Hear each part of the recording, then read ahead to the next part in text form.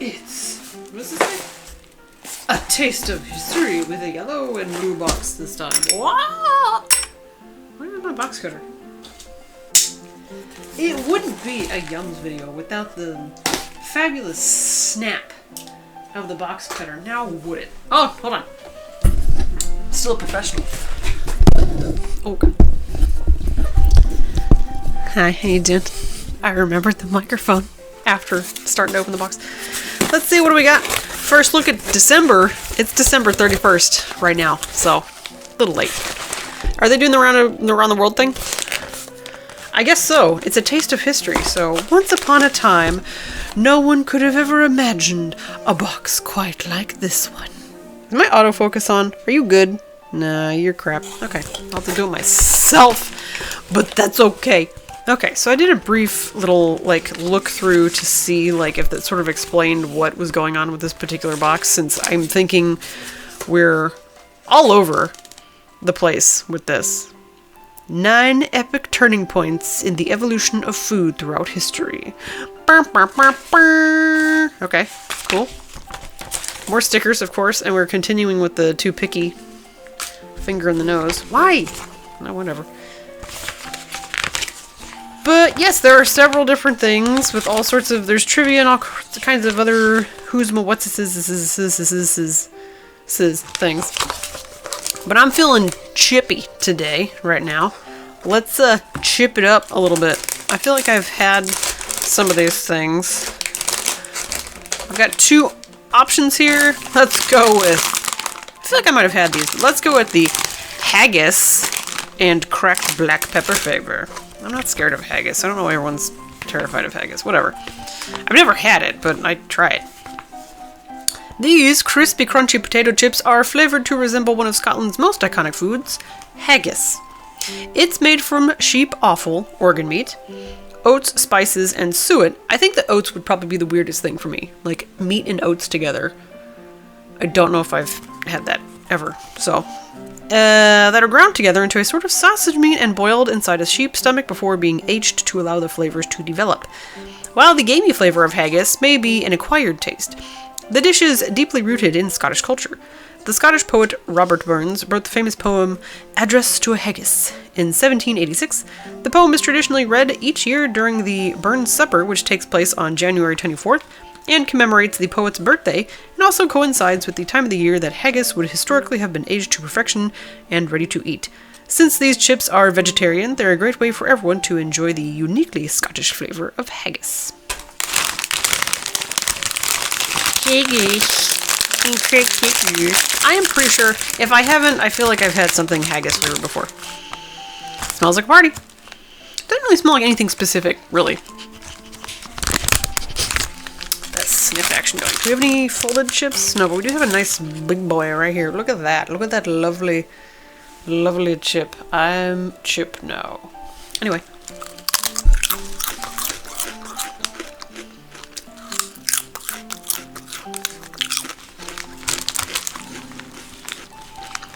Very good.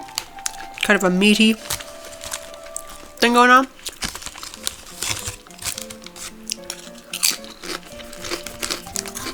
Peppery, potatoey. It's a pretty solid chip, really. It's not too strong, not too peppery. It's a good savory chip. You can put these on the shelves, and I think initially people might buy them out of curiosity. Be like, oh my god, haggis! It's fine. Nothing weird about it. Just got the concept in chip form. Well, okay. Works for me. Tasty. Haggis. Chippage. Because sometimes I don't know when to stop. Why do I feel so short? Anyway. Let's have some chocolate because I happen to have the book lying open and I saw chocolate covered truffles. I also have a cat on my desk. Can you move your face, please? Thank you. I want them truffles. They're always just a little baby bag. It's just a little baby bag. So there's like 5 in here or whatever. But they're always good. So these are covered truffles.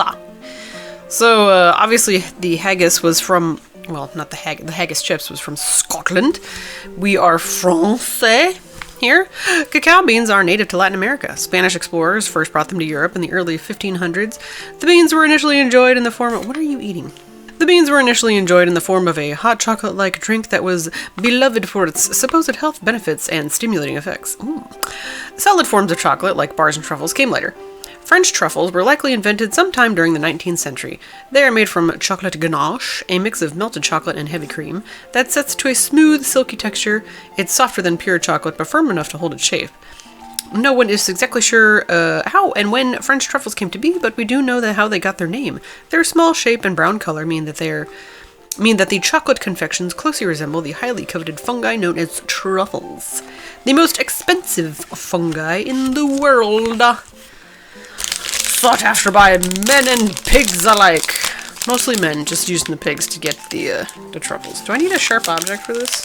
Do you guys have a little open here thing? I don't think we do. Box, cut up! Booyah. We're gonna open that all the way up. What do you think? You gonna try and grabby hands at it? Grabby hands? No. Just gonna try and see if I can get a cat paw into the picture, but... We've had these before. They just look like these little doodads here. They're just covered in cocoa dust, and they're very nice. They basically just melt in your mouth. We should sell these in America. These are good. They're probably expensive, though.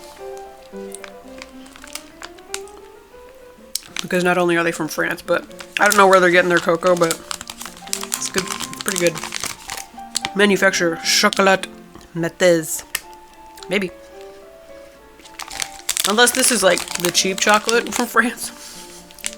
That being like the M&Ms of France. Who knows? But they're so tasty. They're so good. 10 out of 10. No notes.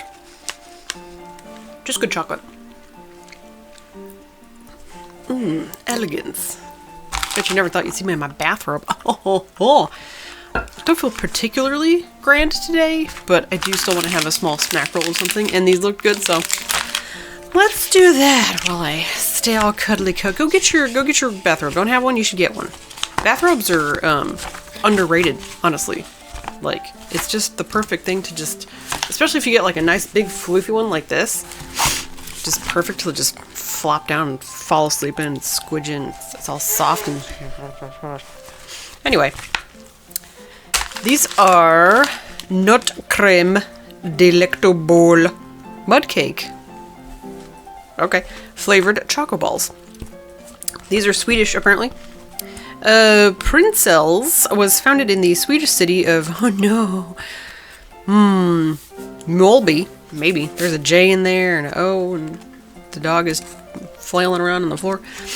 Anyway, in the early 1920s, their first products were honey capsules marketed as a health food, but they failed to gain popularity among consumers. The company then pivoted to selling a sweet hazelnut paste, much like Nutella, which they called Nut Cream. It's N and O with the little double dots over it. T. It's probably not or nut. I don't know. Cream. Anyway, meaning nut cream. Stop. I know what you're doing. Get your brain. It's food, okay? Don't be weird. Anyway, and promoted as a spread for bread. Although not initially popular, it eventually became a beloved treat, maintaining its popularity to this day. In keeping with Prinsel's history of learning from failure and adapting, the company launched their latest creation in 2021, Truffles.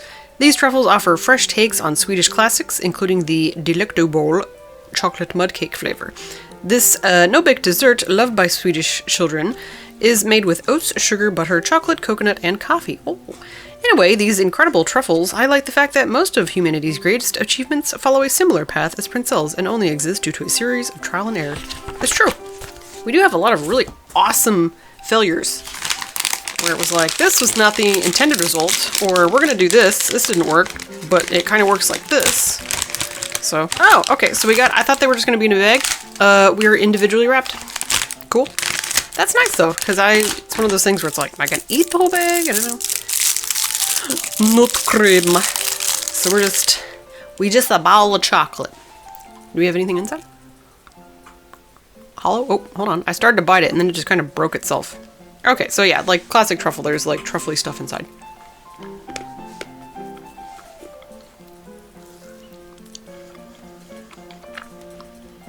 I don't know what mud cake is supposed to be. Is that like a thing in Sweden?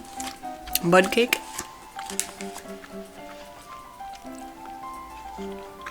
Sounds awesome. I'd eat it.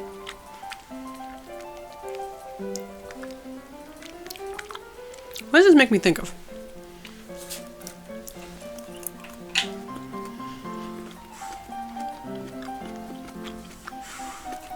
So like the inner soft truffly kind of has like a, for lack of a better phrase, like a crunch, like a very subtle crunch.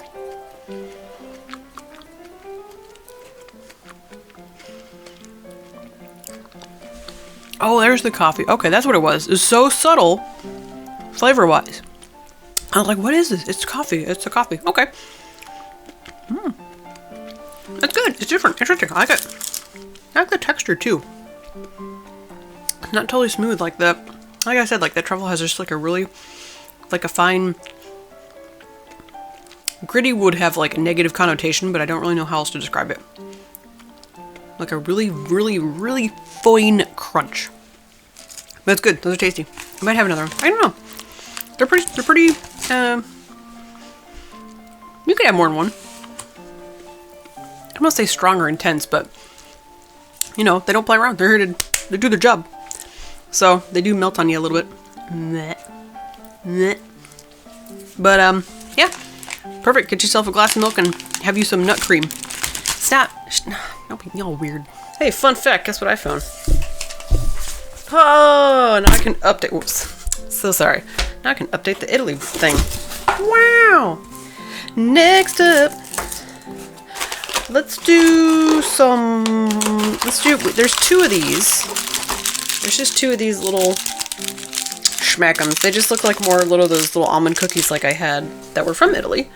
Give me correct booklet here. And let us sample the where are we at? Soft almond cookies. Oh, they are soft. I just like kind of gently squeezed one. Did not expect that. I thought they were going to be crunchy again. These are Italian. Surprise. Humans have enjoyed almonds for thousands of years, and they were likely cultivated as early as 3000 BC, in what is now modern-day Jordan. Almond trees are relatively easy to grow, and the nuts they produce are nutritionally dense and have a mild flavor, which makes them ideal for both use in sweets and savory dishes. In modern Europe, almonds are a common ingredient in baked goods, dessert, and other confections, including amaretti. Perfect pronunciation, I'm sure. A popular Italian cookie made from almonds, eggs, and sugar. Amaretti come in both crunchy and soft varieties, and are commonly enjoyed alongside a cup of coffee or tea. I have neither of those things. Oops! Where am I? Amaretti Virginia is an Italian confection company that was founded in 1860. Why are we called Virginia? Okay, anyway. Its amaretti come individually wrapped in decorative papers or inside boxes or tins adorned with Art Nouveau style images that enhance the eating experience and pay homage to the brand's rich Italian history. Okay, cool. Little soft amaretti cookies instead. Maybe I like the soft ones better than the crunchy ones. It just looks like a little ball. Almondy. I was gonna bite it in half, and then I'm like, why? It's tiny, eat the whole thing. Interesting texture here. Almost like really fine coconut, but obviously no coconut. But it does give me kind of like those coconut macaroon kind of vibes in terms of texture. Obviously not flavor. It's more almondy, and it's got that not like a sugary sweet, but like that almond sweet, like a lot of almond extract and something to make it sweeter. Kind of hard to describe, but just think of if you've ever had the amaretti cookies in the crunchy form. Think that, only soft and somehow sweeter. Maybe not sweeter, but it just seems like they are. I might be wrong, but otherwise, pretty good. Hello, Doge. Say hello to the people. Oh, the mic's in the way. No, no, no, no, no. No snacks for you. Hello. Say hello to the people. Just like the other one. Hello. You been a good girl? Did you play in the snow? To date this video, it is currently January, 6th. And I just got done shoveling a lot of snow off the driveway because we got pummeled with snow yesterday. No chocolate for you, no poison for puppies. Okay, can you get down? Alright. So, we'll be playing in the snow later. Someone will have snowballs thrown at them, and she won't know what happened because then they will disappear in the snow and she'll be like, where'd they go? Because this is your first snow. Second snow, technically. This is her first serious snow. Last snow was like fun snowflakes and then it was gone. Alright, let's eat the... I don't even know. This thing. Keep finishing here. La la la la la la la. Where are you from, buddy? Turkey! Or Turkey, however it's currently actually pronounced because they were like, we're not being called Turkey anymore. We're spelling our name different. The way we spell it like in our own country. Anyway, Turkish Delight or Lokum, I don't know, is a soft, chewy Middle Eastern candy made from sugar and cornstarch. The candy is traditionally flavored with rosewater, citrus, or pistachios, but carrot-based versions, called I'm not even going to try that, are also common and take advantage of the root vegetable's vibrant color and high sugar content. Classic Turkish Delight is dusted in icing sugar, but these are coated in a layer of coconut flakes for added flavor and texture. The first written evidence of Turkish Delight comes from documents written the early 1800s. This sweet treat was soon exported around the world, finding its way to England in the 1850s. Charles Dickens even wrote about it in his 1870 novel, The Mystery of Edwin Drood, referring to the candy as lumps of delight. Turkish Delight also makes an appearance in C.S. Lewis's The Lion, the Witch, and the Wardrobe, wherein the White Queen enchants the character Edmund by offering a silver dish of Turkish Delight. Magicked up Turkish Delight because it was so good. And then, of course, everyone wanted to try it after that, myself included. Because, I mean, even if it's not Magic Delight, like, you know, Magicked Up, he specifically asked for it. He's a child. Children want delicious things. So I bought some at a store, and obviously we have some jank Americanized version or whatever, I don't even know. And, it's very disappointing. I think it wasn't covered in sugar or coconut flakes. It was covered in probably, I want to say it was cornstarch. Is really disappointing. Anyway, so this is apparently real, like, legit Turkish Delight. So it's kind of in here. It's kind of making a mess with all these little bitty coconut flakes, but I was going to try and break it, but I guess not. So we're just going to kind of curve it up and take a bite. It's carrot Turkish Delight. It was real chewy. Interesting. There's nuts in here too. Berries. Oh, they're hazelnuts. Judging by the photo.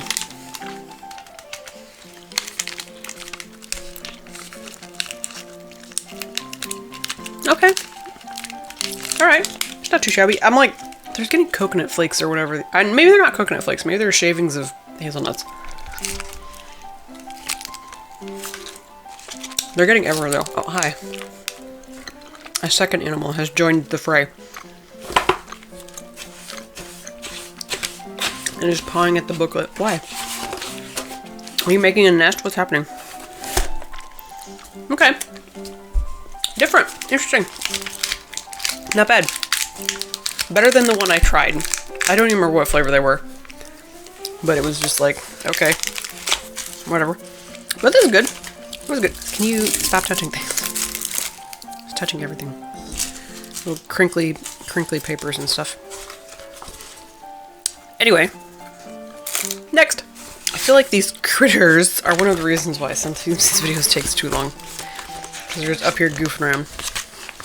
Are you goofing? Ooh, that sandwich looks good. Okay, we're gonna try these microbe. Original sweet and sour with cashew nut crispy rice noodle snacks from Thailand? It says Thai. Donde está the snackies? You're pushing the box. It's like you can't hear anything. All you hear is crinkles and movement, and there's just cat. Hey, Crinkly.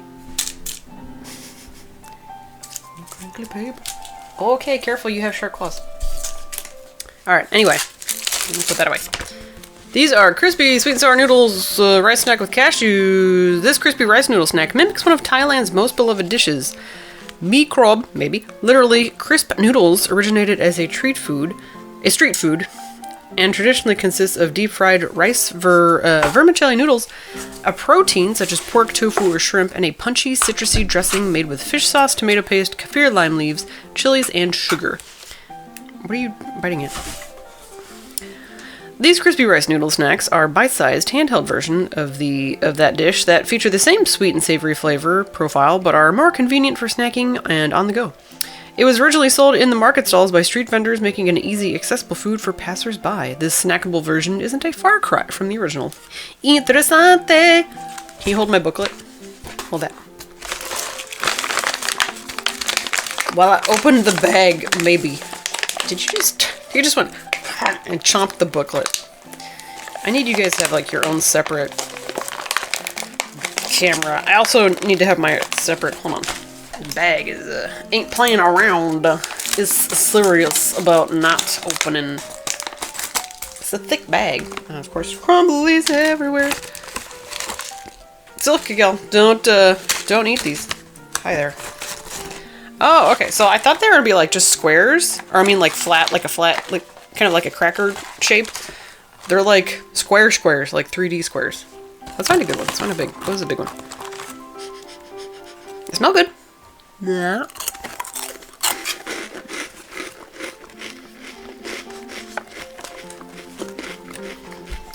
So this is crunchy pasta with stuff.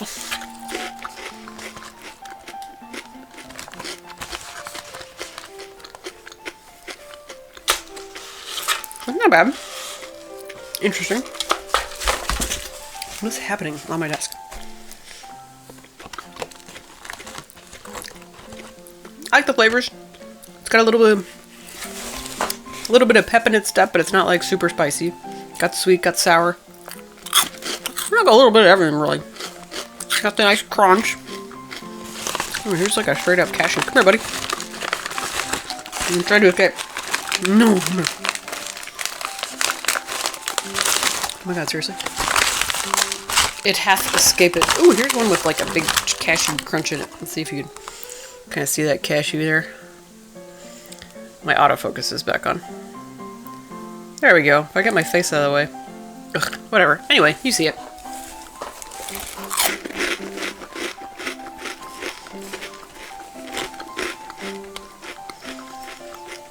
Okay. Oh. Not too shabby.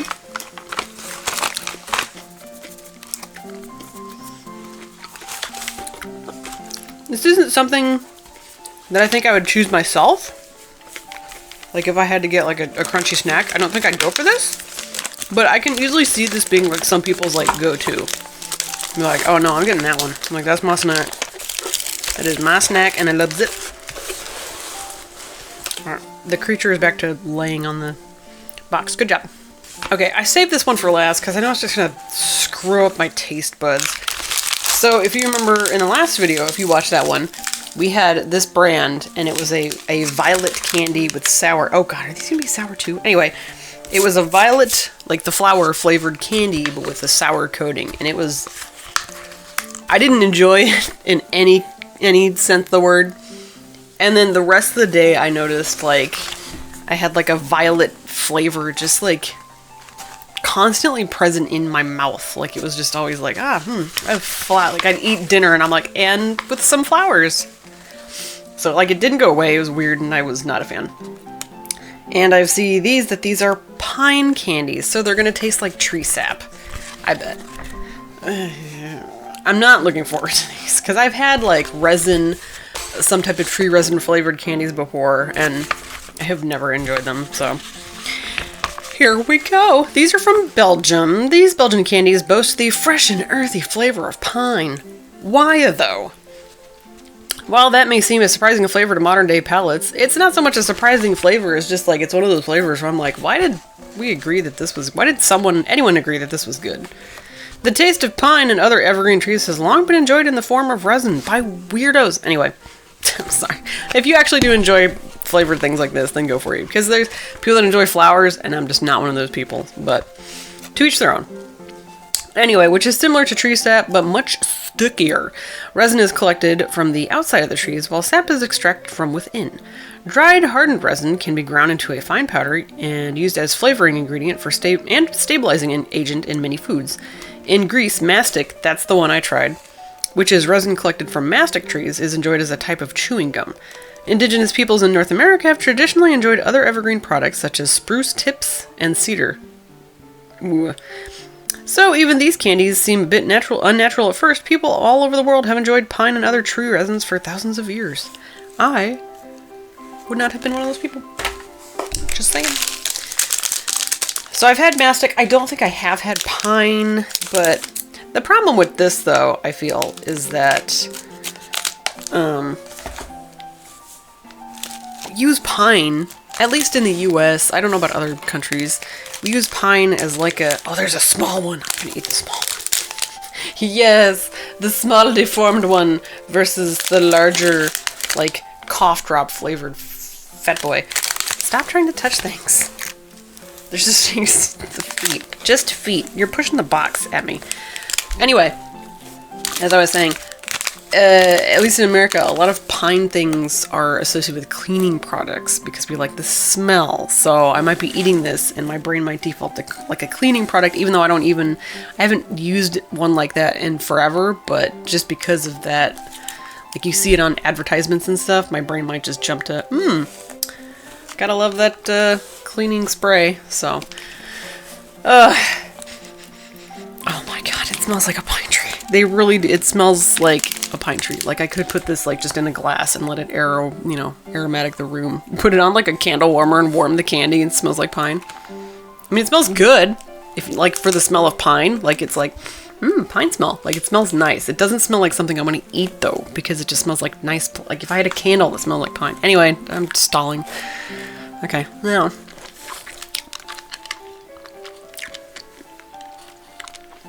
It tastes like it smells, which is wild. You're like, if you were to put this in your mouth, you're like, yeah, pine. I mean, it's hard not to.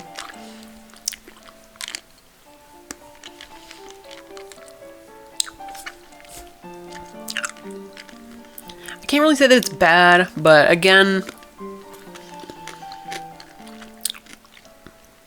this is not, I'm not a tree eating person. I don't do flowers or trees. They're not my bag of tea. I mean, it tastes like pine. Like, just imagine you're chewing on your Christmas tree. That is what's happening here. I'm eating Christmas tree. I'm glad it was a small one. Again, not bad, just real weird. My mouth is not used to tree, you know? Like, I could see maybe if I was raised on this as a child, you know, getting used to it early, then maybe I'd be more into it. But as an adult, I'm just like, it tastes like a tree, and I'm not into tree flavor. So this might also be something I take to where I'd be like, who wants to eat trees? Because again, not bad, just not my cup of tea. And definitely interesting, definitely different. And, you know, that's the whole goal of these boxes, is to eat stuff that's different. This is the whole thing. And I think, speaking of the box, I have officially eaten the whole box. And that's it. This was the December box. It's January. Big surprise. So I've already said Happy New Year to everyone. If you got snow, I hope you got snow because you like snow. I love snow. I'm the weirdo who shovels her lawn, has a good time. I'm like, yes, no. So this was a taste of history. Maybe I should block off the sun. There's so much sun. I have it for all my plants. I have an avocado. Did I show you guys my trees? I have an avocado tree and I have a lemon tree. Lemon tree is making lemons. It's pretty great. This cat is slowly pushing the box off the table. Anywho, hope your 2025 is starting out as good as it can be. And if you can this year, try something new. Give it a go. Whether it's food or something else, you know, just for something different. And until then, I will see you whenever I get my next box and actually eat it and then upload it. So, you know, until then, toodles!